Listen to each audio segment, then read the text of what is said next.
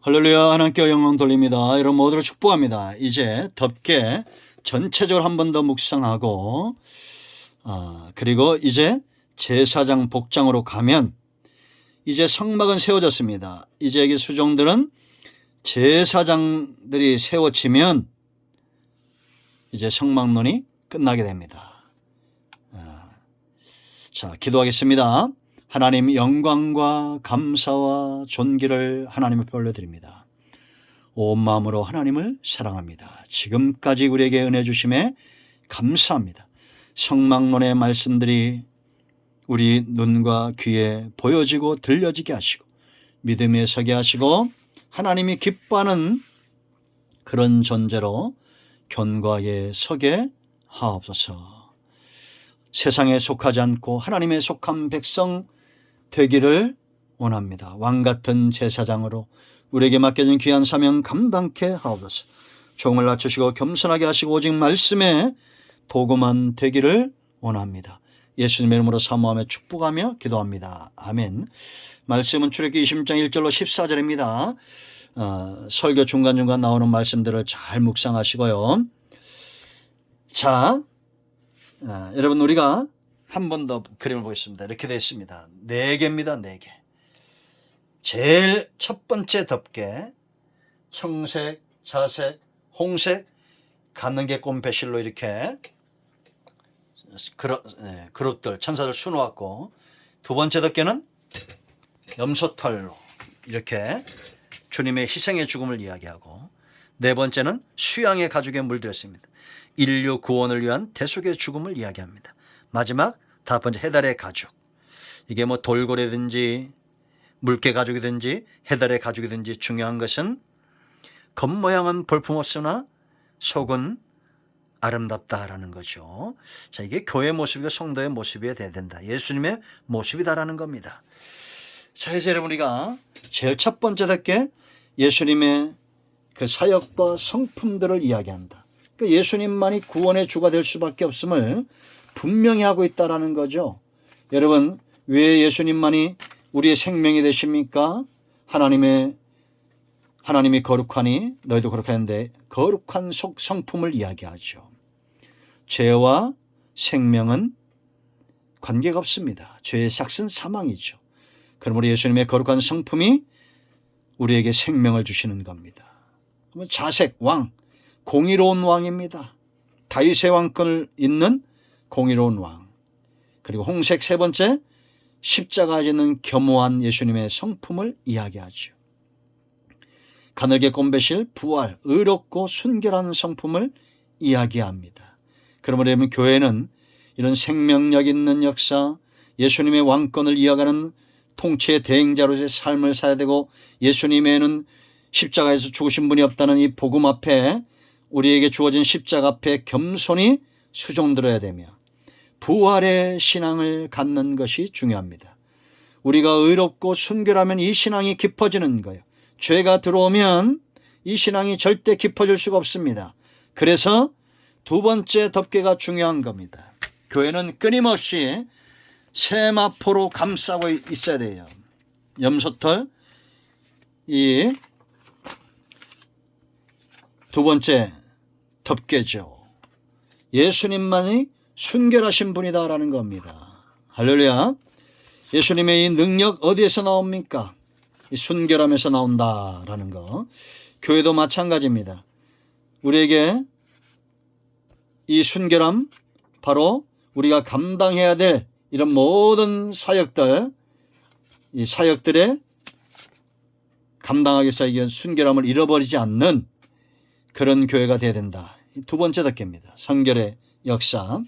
지금까지 교회나 성경의 역사를 보면 이런 능력들을 잃어버릴 때 문제가 되죠. 그래서 교회의 능력은, 복음의 능력은 성결이다. 그러니까 예수님이 하나님의 공의를 만족시켰던 것처럼 희생이 있었기 때문에 세마포가 생기는 겁니다. 예수님의 죽음으로 우리는 씻을 곳이 생긴 거예요.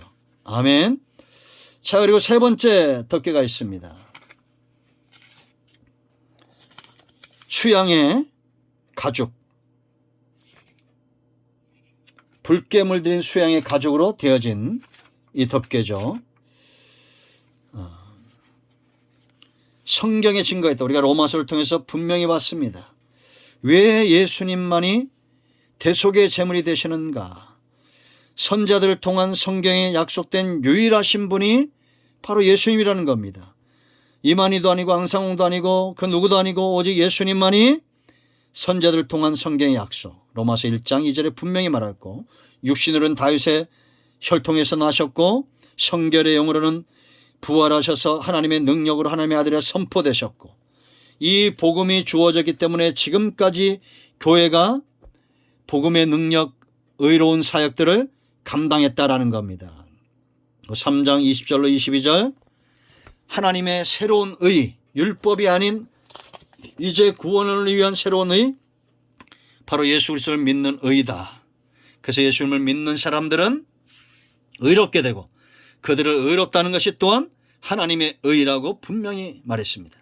그래서 대속의 죽음을 죽으신 예수님께서 죽으신 이유가 뭐예요? 하나님과 우리를 화평케 하겠어요.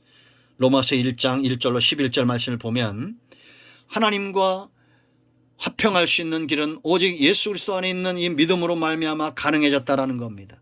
우리가 전에는 연약했고 연약했기 때문에 경건하지 않았고 경건했기 때문에 죄인이었고 죄인들이 결국은 나중에 하나님과 원수되죠. 이런 자들을 위해서 예수님이 십자가에서 죽으심으로 화목의 제물이 되신 거예요.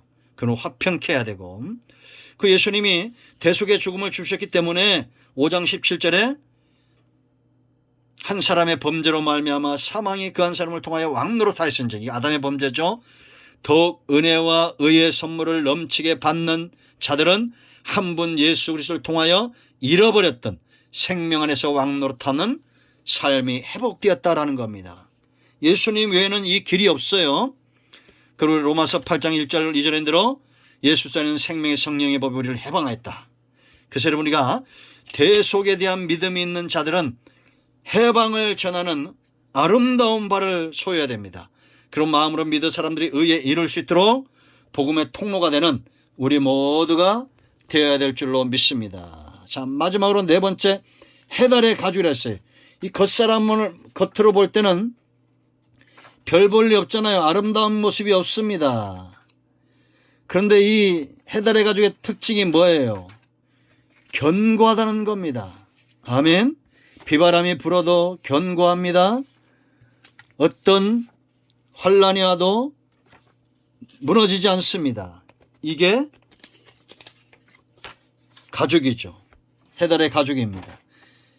예수님이 여러분, 우리가 뭐 영화배우처럼 그런 모습으로, 그렇게 멋진 모습으로 이 땅에 오지 않으셨다는 겁니다. 겉모양은 별 볼 일 없는 그런 모습으로 오셨지만 그 속사람의 능력이 다른 거예요. 죄인들을 변화시키고 세리와 창기들을 변화시키고 했던 능력은 겉사람이 아니라 뭡니까?